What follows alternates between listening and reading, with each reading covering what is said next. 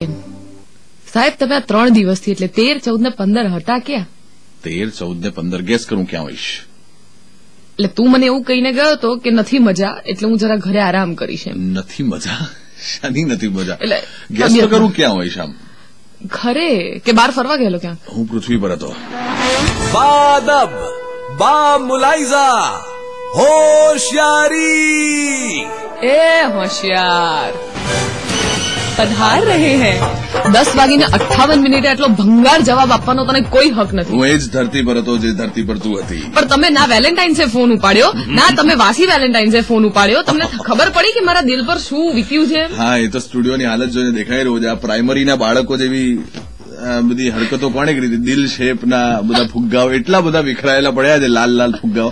અને અત્યાર સુધી શું કરી રહ્યા છે? 16મી થઈ ગઈ છે, વાસી વેલેન્ટાઇન પણ પૂરું થઈ ગયું છે. તારી રાહ જોઈ રહ્યા હતા કે તને ખબર તો પડે કે કૃપા તારા વિરહમાં એકલી એકલી શું કરતી હતી. चलो इमेजिन करो कि ये किसी का दिल है और इसका अब हम ऑपरेशन करेंगे और इसको क्या किया जा सकता है? पिन पिन है कि पिन नहीं है? इमेजिन करो क्या दिल. अरे तो फुग्गा એટલે શું તારે લાઈફ ટાઈમ અહીંયા રાખવા દે? ये 1 2 3 મારું દિલ ફોડી દીધું. અરે દિલ નહોતું, એક તો વેલેન્ટાઇન્સ ડે ના આવ્યો, વાસી વેલેન્ટાઇન્સ ડે ના આવ્યો અને 16મી આવીને દિલ ફોડી દીધું. એકચ્યુઅલી ફુગ્ગા ફોડવાની જે મજા આવે છે ને, ફુગ્ગા લોકો ફૂલાવે છે એટલા માટે કે ફોડી શકે.